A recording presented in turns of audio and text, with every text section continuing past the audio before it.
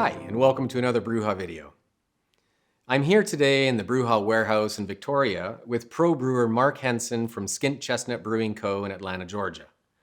Mark is an amazing brewer and an all-around fantastic guy, and he's flown up here to help us learn the ins and outs of brewing a great-tasting gluten-free American IPA. There are methods to make gluten-low or even gluten-reduced beers with typical beer ingredients. That's for another video. But with this recipe, we are using all gluten-free ingredients like rice, millet, and sorghum.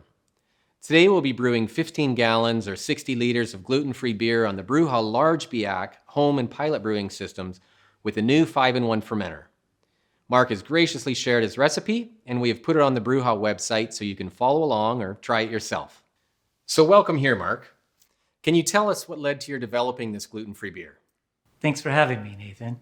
Yeah, I guess I would say that maybe empathy led me to do it. After conversations with several friends and customers, I started realizing that there are people that really love beer, but they can't drink it anymore because they were diagnosed at some point with the gluten intolerance. Certainly, there are a lot of beverages on the market available to them that don't contain gluten, like ciders, wine, seltzers, but so many people said they just really missed drinking beer, and that gluten-free beer was difficult to find locally. I started imagining if I found myself in their situation, I would seriously hate it. I would also hope that I would be able to find beer that I could safely drink and enjoy. So that's when I decided that I needed to make a beer for people with gluten intolerances. As I started really looking into it, I came to an understanding pretty quickly that I had two options. I could either make gluten-reduced beer or I could make gluten-free beer. Initially, and not surprisingly, gluten-reduced beer seemed like the better option because it was so much less complicated to make. But as I looked further into it, I learned that not all gluten intolerances are the same, and that even though gluten-reduced beer is safe to consume for many people with gluten intolerances, there are many other people that have such severe sensitivities that gluten-reduced beer could still make them very sick. In the end, I decided to make gluten-free beer because it could be safely consumed by more people. Thank you so much for being willing to show us how you make the magic happen. Can you tell us how it's made? Sure. First of all, since I'm working in a brewery that also brews traditional beer using grains like barley and wheat, cross-contamination can be a concern. I've reduced that risk by dedicating certain equipment to only be used for my gluten-free brews.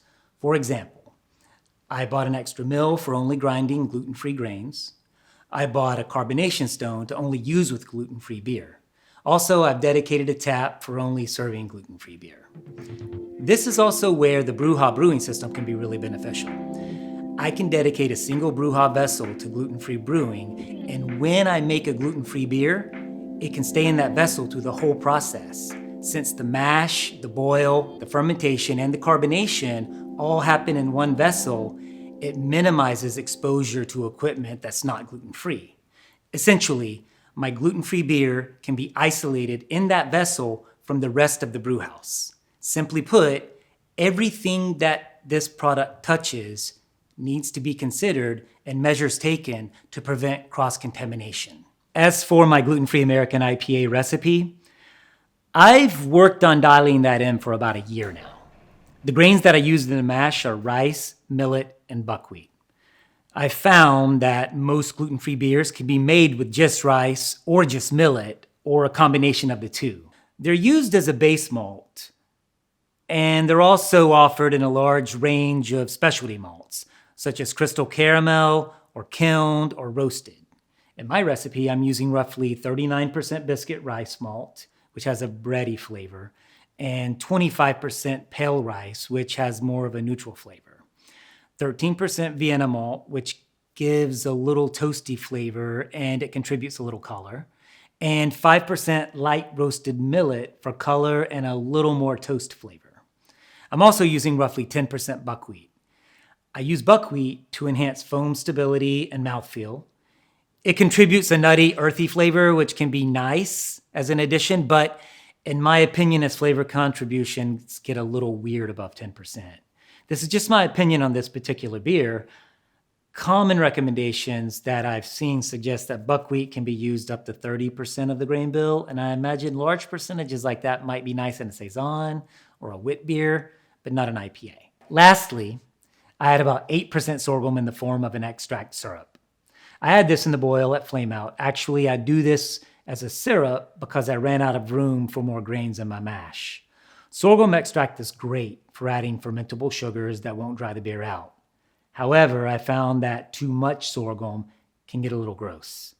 I've read that when people first started making gluten-free beer, these beers would often be made with up to 100% sorghum. They were generally not well received, so people started finding other types of grains to brew with.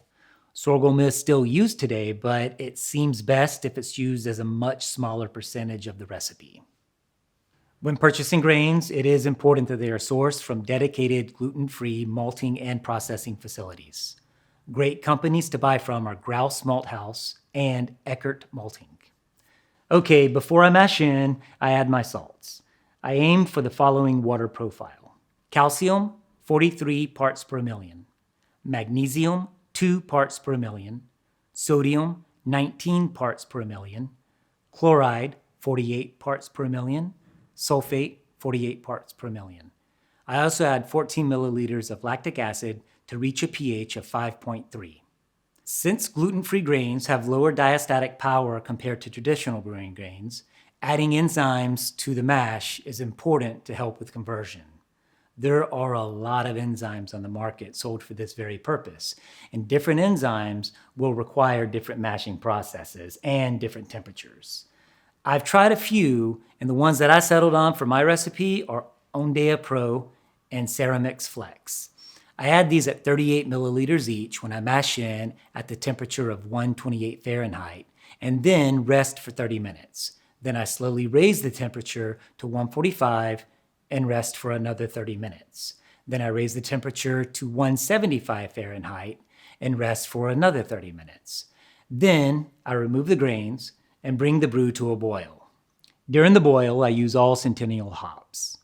For my boil additions, 60-minute hops for 23.6 IBUs and 15-minute hops for 12.2 IBUs. At 10 minutes, add 4 milliliters of lactic acid, and for 7 minutes, I add 2 grams of Whirlfloc and 2 grams of yeast nutrient. I add my last addition of boil hops at 5 minutes to make 5.8 IBUs. At flame out, I will whirlpool the brew and add the sorghum extract. When the brew cools to 170 Fahrenheit, I add my hop stand hops, which is a combination of Idaho 7 at 1 ounce and Centennial 2 ounces. When the beer cools to 68 Fahrenheit, I pitch 50 grams of Cephal 05 and let the beer ferment at 68 Fahrenheit. It should be noted that while yeast is obviously gluten-free, the media that it's often propagated in is not. You should always check with the company that sells the yeast to make sure it's gluten-free before using it in gluten-free beer. I've checked and I can verify that all Fermentis' yeast offerings are gluten-free.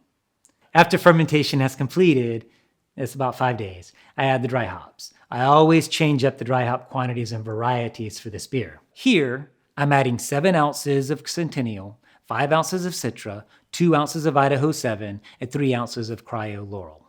Then 5 days later, I carbonate and keg. And that's how it's done. That's how I make what my customers consider to be a delicious gluten-free beer. Okay, if you're looking for other resources, Robert Kiefer's book, Gluten-Free Brewing, is a great resource. And also Zero Tolerance Homebrewing Club, they have a wiki, and I find it to be very helpful. Well, thank you very much, Mark. I've found this very informative, and along with a few gluten-free friends, I'm looking forward to drinking this beer. And thank you for watching. If you're ever in the Atlanta area, visit Mark at Skint Chestnut Brewing in Powdered Springs. It's well worth the visit. Cheers.